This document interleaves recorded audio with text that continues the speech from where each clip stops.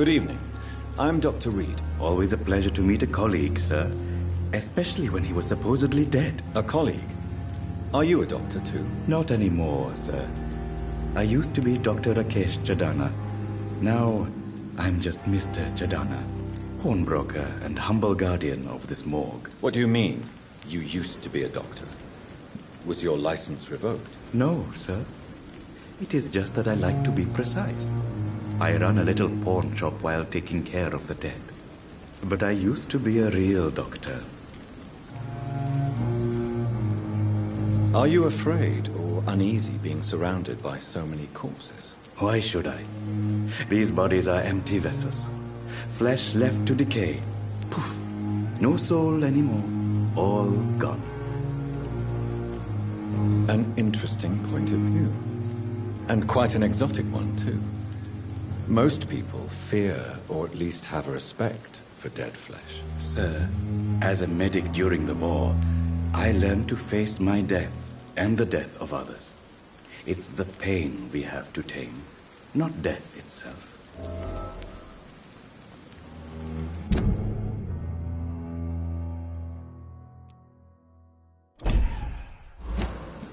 How did you get this job? After I left the army, I worked as an undertaker down by the docks. A dangerous place with many an unpleasant business there. Milton Hooks helped me get a job here. Do you work here alone? Yes, very easy work, sir. All I have to do is watch a few bodies. The situation was very different when the main morgue was still open. Why do you have to watch these bodies? Because these poor fellows have no names.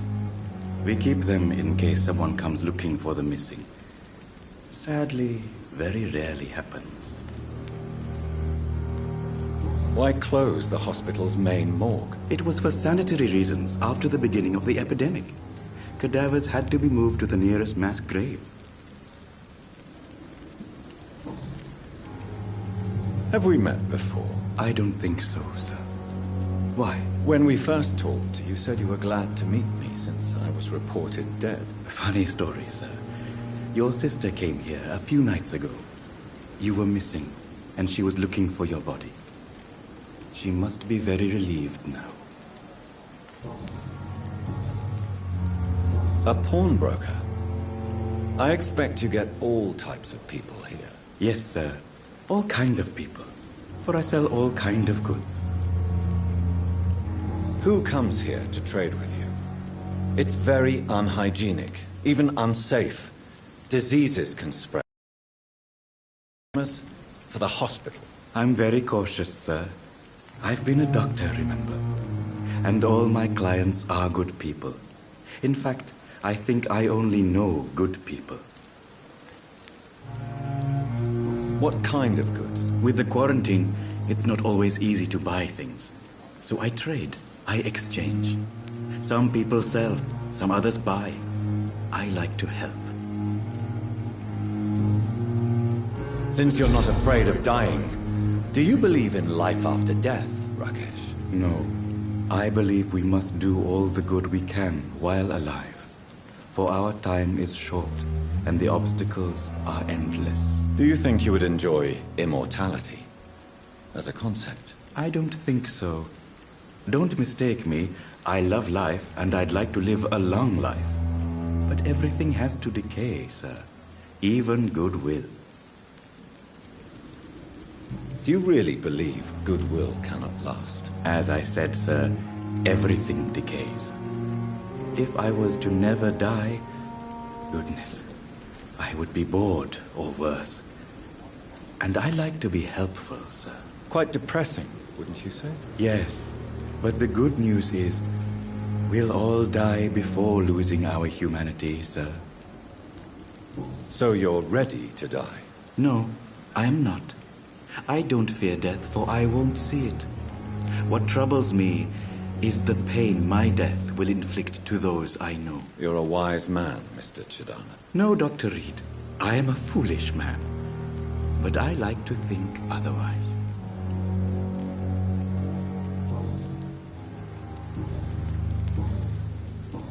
Do you need medical attention? I'm feeling all right, Doctor. But perhaps it is because I, too, am used to the smell of the dead. Please show me what you have to sell. Of course. It's just trinkets and curios, really. But I'm sure they can be useful.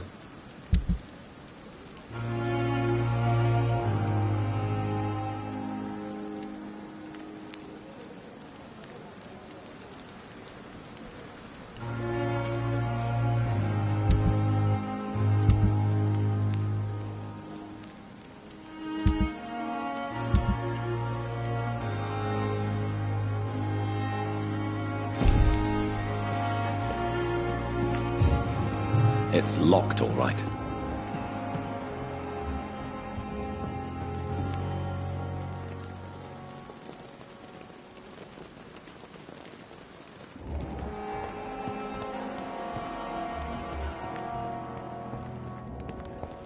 I cannot enter.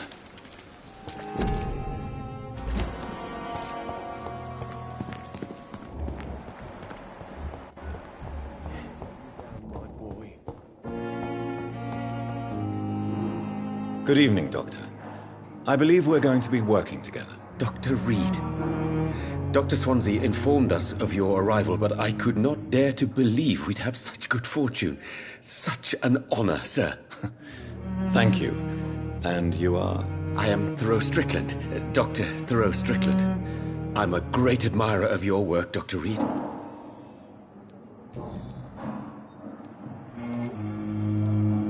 Please, could you tell me something about yourself? I'm a great admirer of your work concerning blood transfusion, Dr. Reed. I run my own experiments. I'm convinced it's the future. What made you choose to be a doctor? I'm not ashamed to admit you and your work have inspired me. I am honored to have the opportunity to work by your side. It's always a pleasure to share scientific and medical knowledge with someone eager to learn. I'll be glad to help you if I can. This epidemic may be the century's most terrible disaster, but I'm convinced that we, as doctors, are the only ones able to defeat it. I based my technique on my mentor's research. He helped me perfect my method. I'd rather not talk about it. For now, it's just theories and first approach. My process is purely experimental and unsuccessful. As long as you're cautious and methodical, you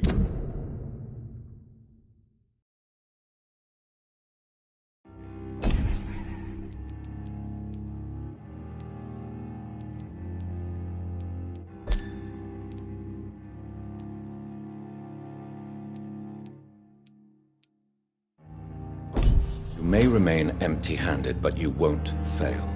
You're not the first one to warn me, but I am convinced knowledge is the main weapon against the ravages of this epidemic.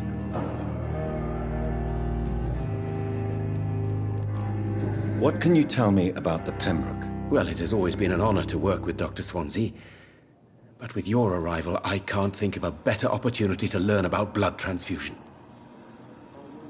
You seem quite optimistic. It's a rare and precious attitude in these difficult times. I'm convinced that this epidemic is a test of endurance and dedication for us men of science. Questions remain about our capacity to resolve the situation. True. Last summer, during the first wave of the epidemic, I used to joke with Milton about the extra work. We're not smiling now. Do you need help with anything in particular? Well, yes, maybe. I'm waiting for a batch of products I ordered for my personal research, yet my supplier seems to have vanished. Do you want me to play the errand boy for you? Oh no, Dr. Reed. But if you went personally to his shop, what with your reputation and all, he wouldn't dare to refuse the products I need. I see. Well, give me the address, for I may pass by if I have time.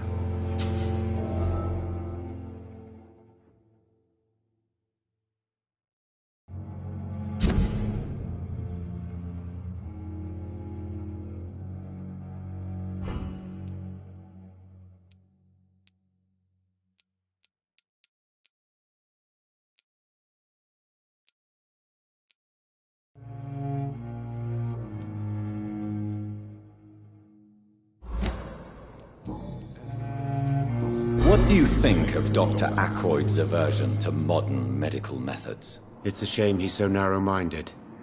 Dr. Swansea taught me that science is about exploring uncharted territory.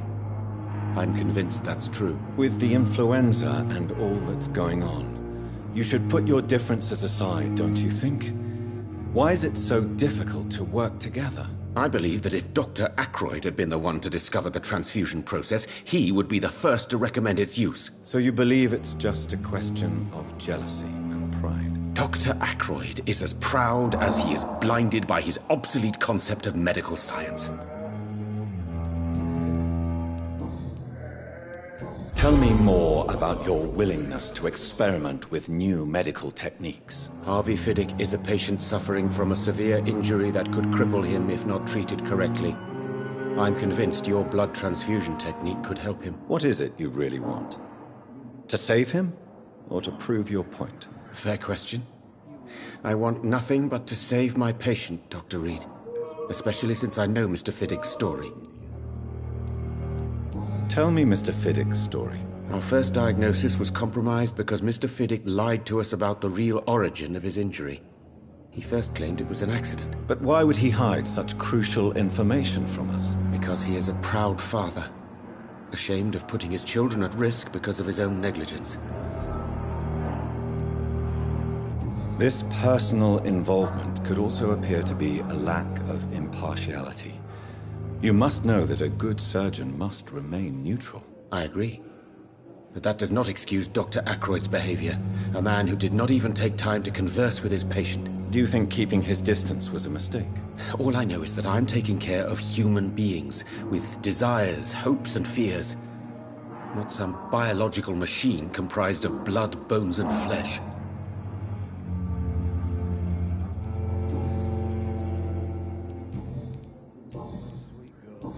Do you need my medical attention, dear colleague? You don't have to worry about me, Dr. Reed. Goodbye, Dr. Strickland.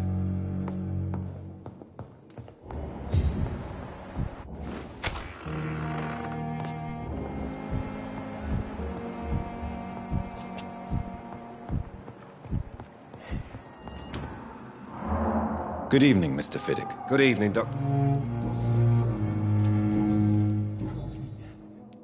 Tell me about your injury, Harvey. Why do you feel so guilty about it? My wife died because of me. And now I may lose everything because I've been careless enough to hurt myself. What an arsehole.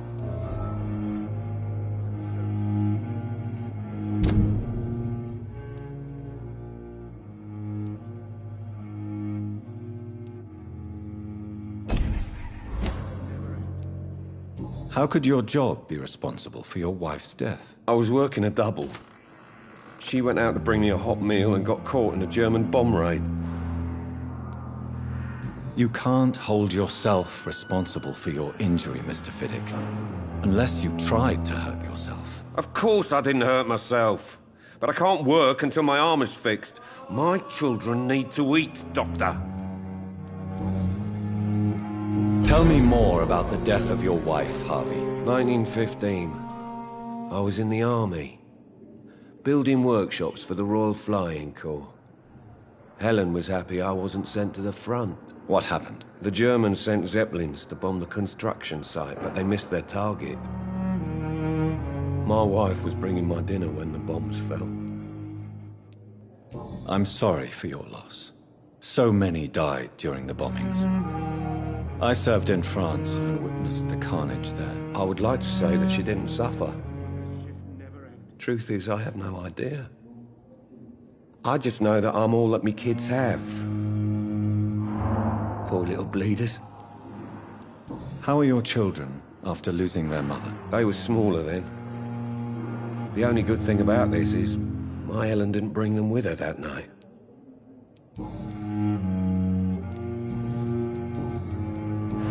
Is there anything else that's bothering you? I'm all right. Considering the state of this place, I should consider myself lucky, I guess. Goodbye for now, Mr. Fiddick. I'll see you later. I will not let you down, my boy.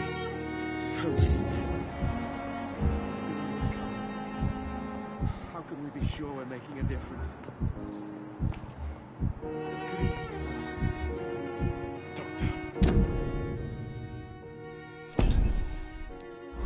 You always knew the words to calm the children, Helen. As for me, what a blundering idiot.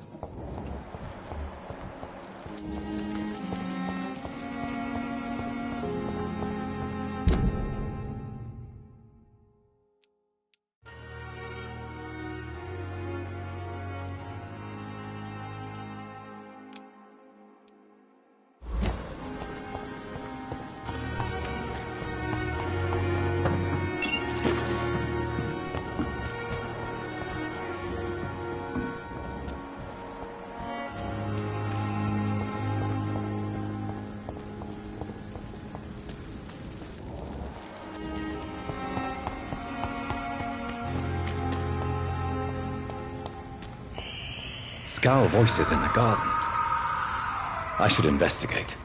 If they were to find somebody.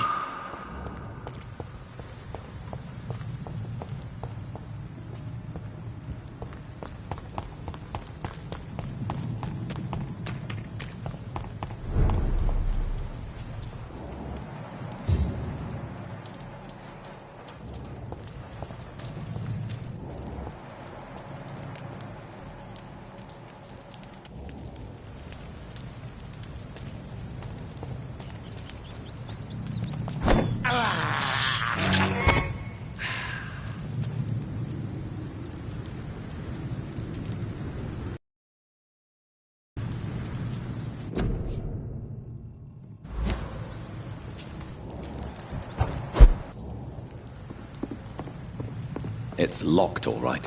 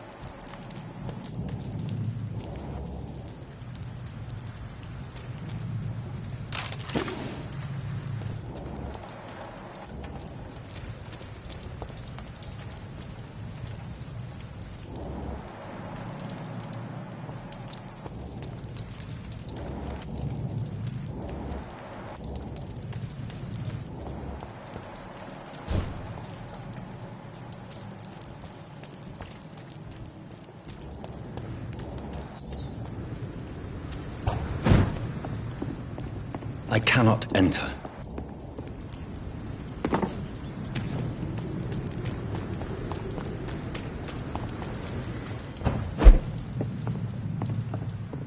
It's locked.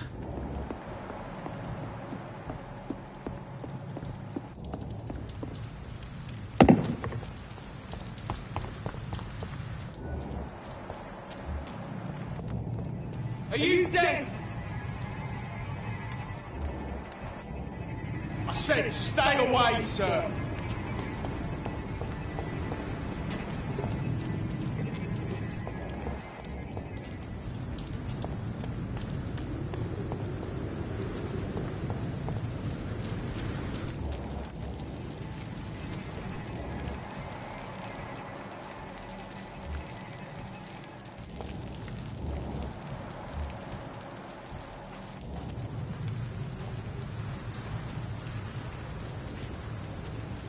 It's a leech! Kill it!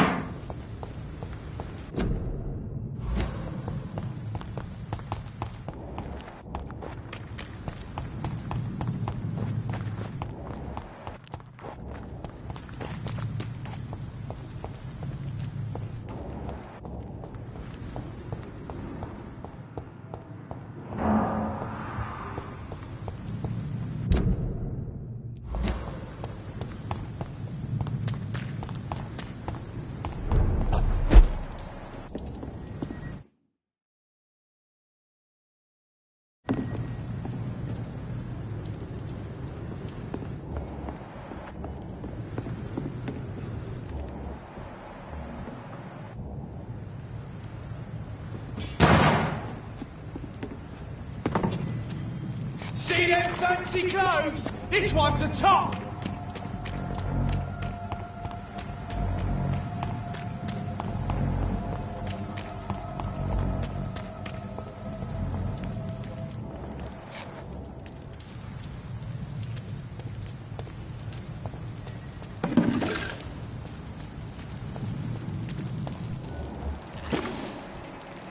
Sorry, sir.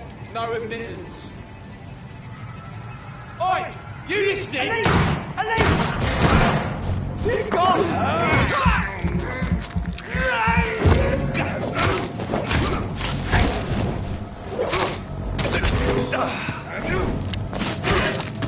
Fuck, it's fast!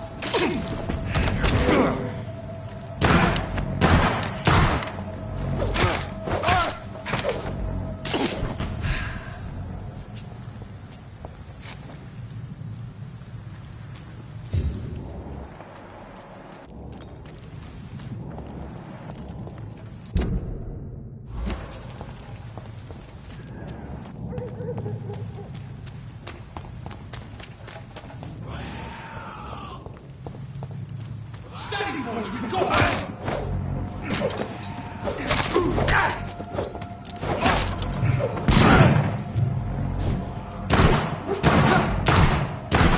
See that fancy? This one's a torch! Come on, vermin!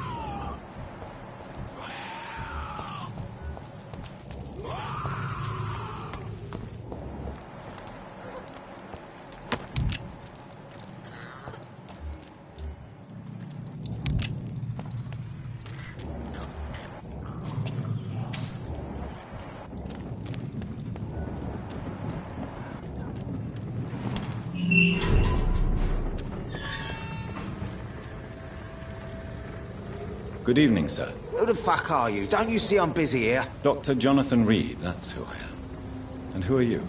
Ah, some fancy gentleman we've got here. Clear off. We don't want strangers on our streets. So you won't tell me your name, then? The name is Booth Digby.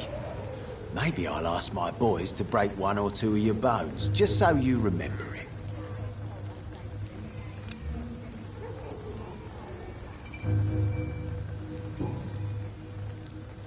Are you some kind of vigilante patrolling these streets at night? Something like that, but the police aren't in charge here. We are, see? So, tell me about your gang, then. What? Have you got a death wish? You really want me to answer that? Well, yes. You seem so proud of your status. Why not tell me who you're working for? Oi! I'm the boss, all right? The Wet Boot Boys work for me. All of them. Situation round here is better than other districts because of us. Because of me. So you're a concerned criminal, is that it? Using funny jokes about me and my boys, are you? Fuck. You must have some balls. I saw many men like you during the war, Mr. Digby. Greedy little cockroaches who feed on despair. I could kill you for saying that. But, nah. You've been a soldier. I can respect that. What can you tell me about this part of town? Things ain't that bad, thanks to us. We give people what they need, and we control this borough. Well, you're not doing a very good job. People are still dying here like everywhere else. Yeah, well, we can't be everywhere all the time. And Edwina says if we can find more guns, we could be more efficient. More efficient? Really? You should probably tell Edwina that guns are useless against diseases and infections. Incredible. You know what? You're lucky she can't hear you right now. She's more smart than patient. My sweet queen of the docks.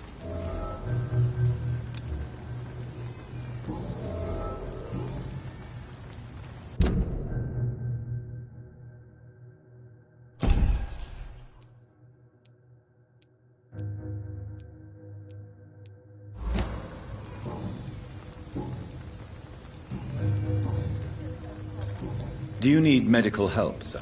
I feel fine, Dr. Reed.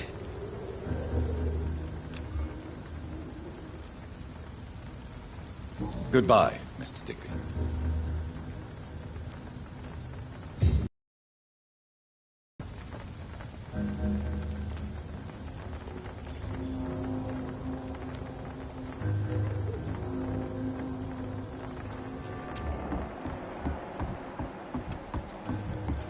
For now. You again. What do you want? Goodbye, Mr. Foolish girl and her pre-principles. She's got no idea who she's dealing with. Good evening, miss. I am Dr. Reed. Who are you? As I just told you, I'm a doctor. The Pembroke Hospital, you say? I'm not here to collect payment, Miss... Miss Edwina Cox. So what...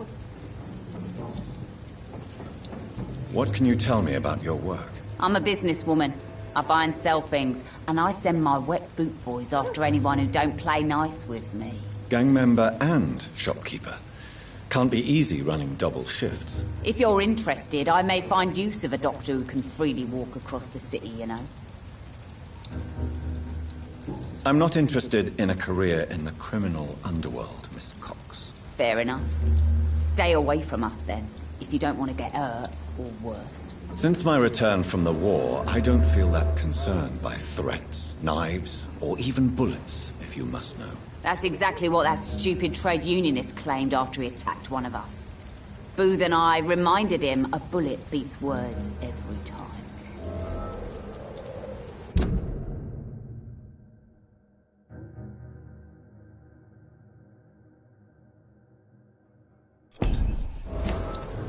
You're quite blunt, aren't you?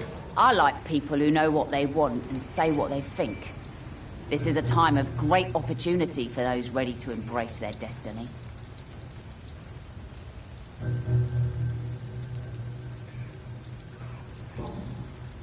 What can you tell me about this part of town?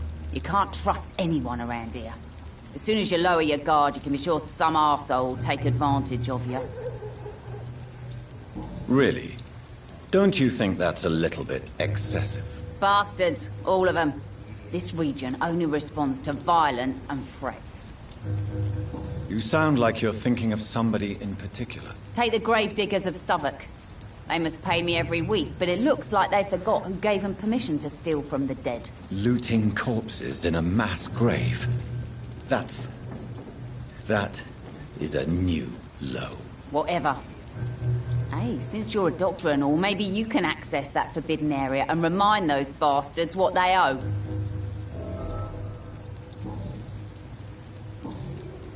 Can I see what you have to sell? As long as you have money.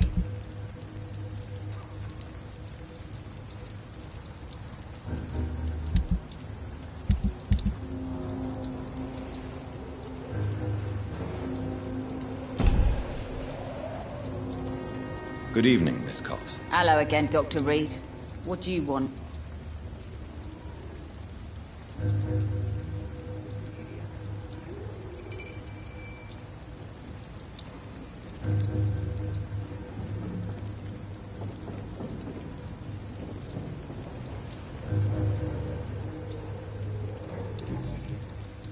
Booth Digby looks at you with love-struck eyes.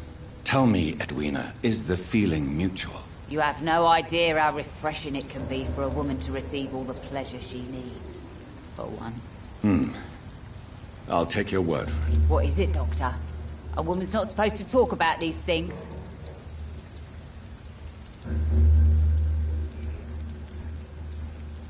Behind all your crude words and your attitude, I sense romance and a soft heart, Miss Cox. Romance?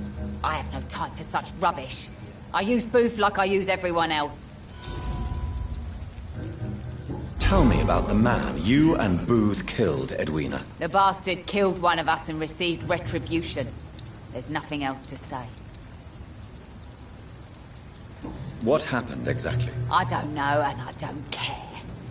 One of ours was killed by that communist bastard, but he didn't brag for long. So you have no idea what really happened, but you executed him anyway. No one messes with the Wet Boot Boys, Doctor. This is our territory, and this is our law. And your conscience is clear. You kill without hesitation. Violence is an efficient tool, Dr. Reed, when used properly. So you decide who lives and who dies, just like that. Yes, Doctor. Just like that. I'm not saying it's fair. I'm saying it's my way of dealing with troublemakers.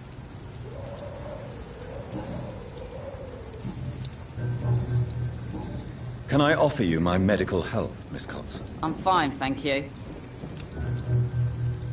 Goodbye, Miss Cox.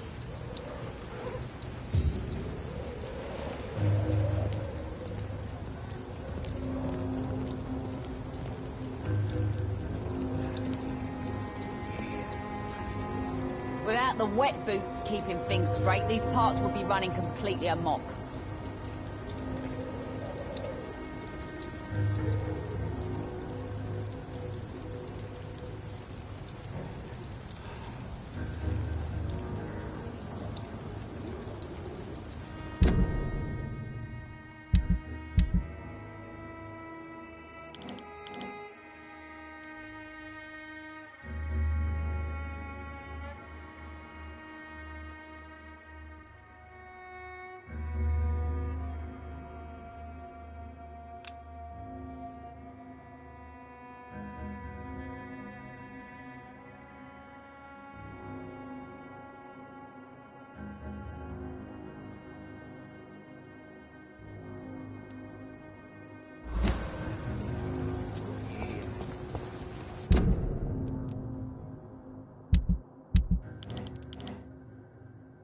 The sewer dog's fault, they say. Then the gangs, the epidemic, everyone's throwing the blame.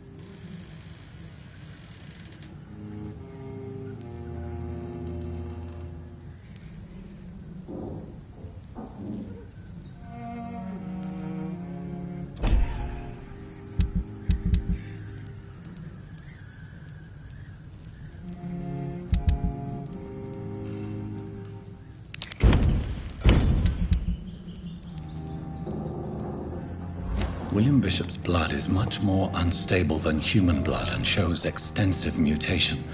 But this is not what happened to me. I must keep on searching. The sun is about to rise. I can feel it. I'll continue tomorrow night. I have so much time now.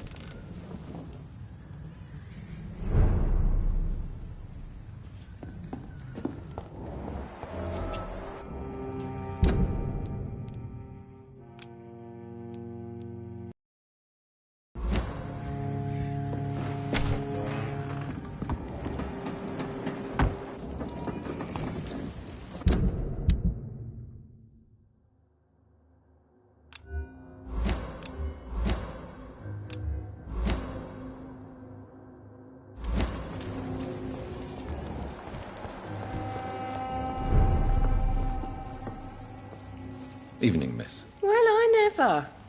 That's a first. I'm much more myself than when we first met. Welcome back to the Turquoise Turtle then, Doctor. What can you tell me about this area? People don't appreciate that line of questioning round here. You best be more careful with what you say, sir. You look concerned, Miss Cavendish. This is a bad borough. Most people I know are afraid. Most locals will rob you blind, or worse. You best mind your step.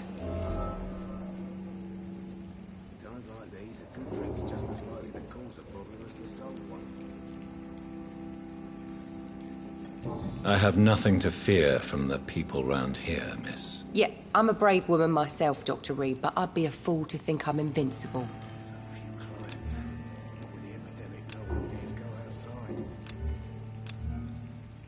This place seems, how shall I put it, very colourful. I'm sure it has plenty of stories to tell. We get people of all sorts here. It's that rare place in the docks where you can have a drink without being murdered. At least it's not happened yet. So this bar is neutral territory, then? Yeah. Tom's convinced this is something the locals need. No one ever draws a weapon here. That's one of the reasons I accepted the job. Your boss must be quite the negotiator to force such an agreement. Yeah. Tom's a great bloke. Mr. Hampton, who runs the night asylum, he's the only other man that's able to keep peace around here.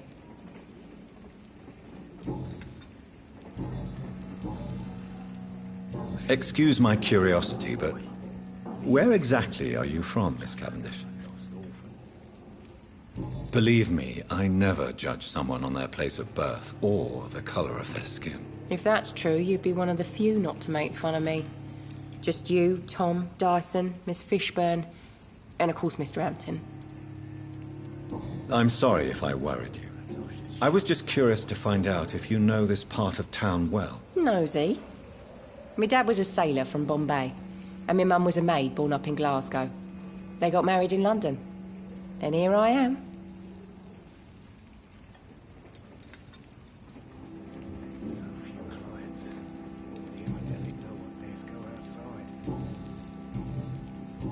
Do you require medical assistance, Miss Cavendish? I'm fine, sir. Just have too much work. Goodbye, Miss Cavendish.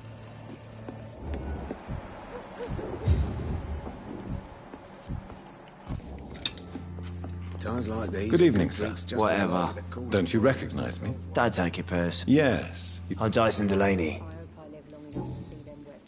What do you do for a living, Mr. Delaney? I drink. I drink in the morning and at noon. I drink at night. And then I drink some more. Why do you drink so much? Maybe it's because I prefer dying slowly. Death can be so abrupt. Personally, I like to see mine coming at my own pace. You sound very sad, sir. That's because I am, Doc. Don't you work at all? I'd love to, but I don't have the time. Didn't I tell you? Drink in the morning and at noon. I drink at night.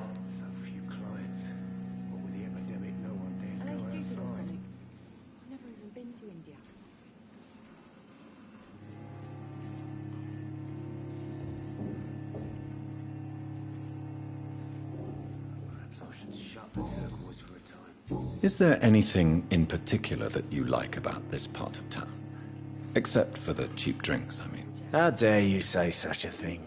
I love this neighborhood. So friendly. So joyful.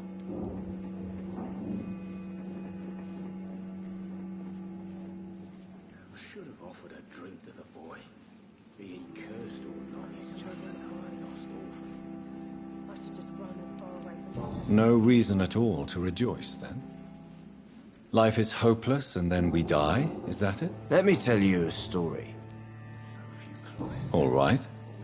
Go on. A few years ago, when I believed a resolute man could change things around here for good, a tragedy occurred nearby. What kind of tragedy? It was a bomb. Bomb that exploded and killed many people. Metal and blood everywhere. Shouts, fire, broken window of the shoe shop, the torn street light. You lost people you loved that day, didn't you? I've lost everything. But you know what the worst part is? I don't even remember where it happened. I've drunk so much to forget it. And now I can't remember where it was. I can't pay my homage to the dead. I'm sorry, Mr. Delaney. It's okay. If you ever find the place, just leave a flower for me there. Even if you tell me where it is. I'm not sure I'd memorize it.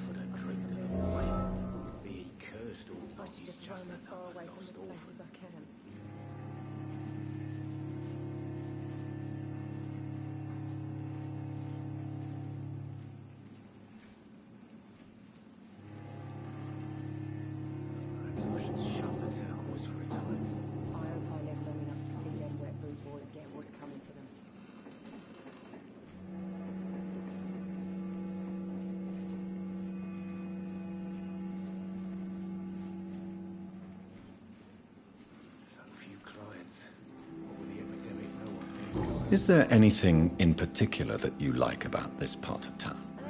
Except for the cheap drinks, I mean. How dare you say such a thing? I love this neighborhood. So friendly. So joyful.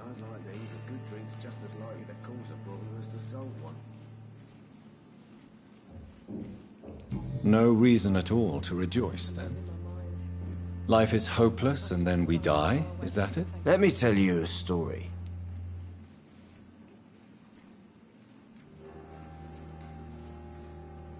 Another time, perhaps. I'm not sure I want to hear another sad story.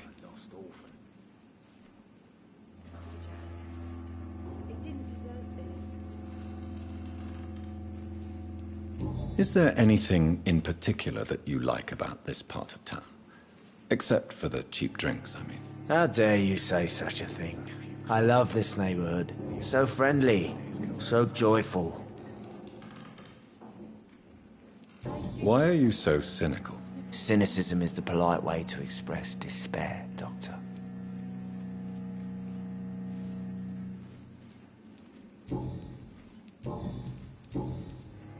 Surely you must have had dreams and expectations when you were young, like everybody else. Sure. I wanted things to change.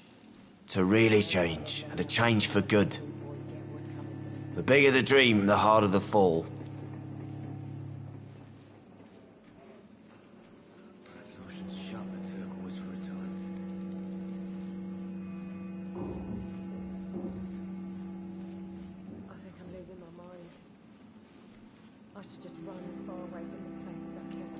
Sounds like you were an idealist, which is honorable. No, sir. I was an anarchist and I believed that exclusive property is a robbery in nature. I wanted a new world to rise from the ashes, Dr. Reed. Are they stupid or something? I've never even been to India.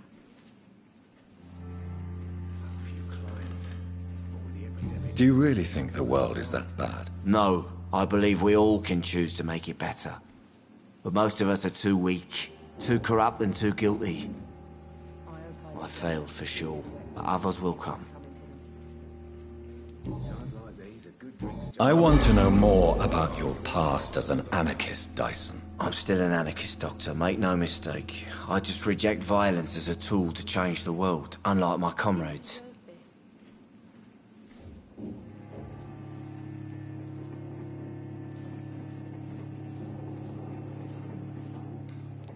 Do you still see your comrades, then? Even if you don't agree with their methods anymore, I mean. No. I hope they'll come to share my point of view one day. I'll raise my glass to that splendid idea. Do you believe in a bloodless revolution, then? I do not believe in much anymore, Doctor.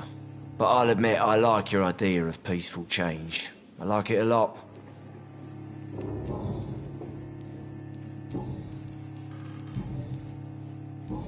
Inebriation aside. Yes. I will see you later. Goodbye, Mr. Delay.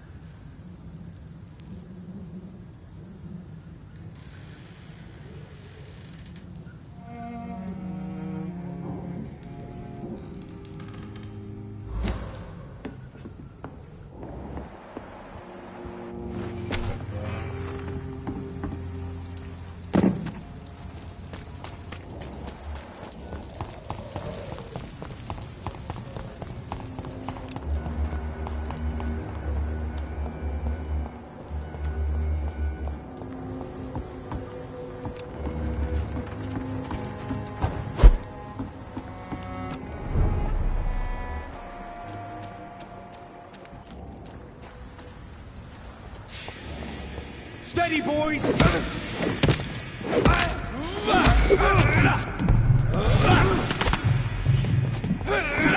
It's a leech!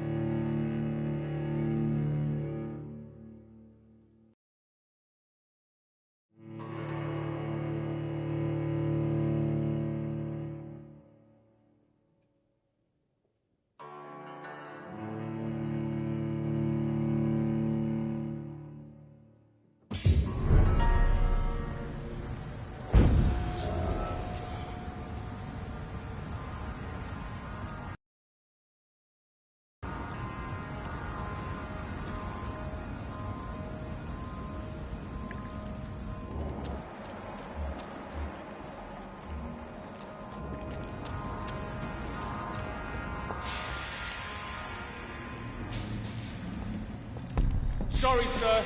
No admittance. Go on! Off you trot! It ain't human!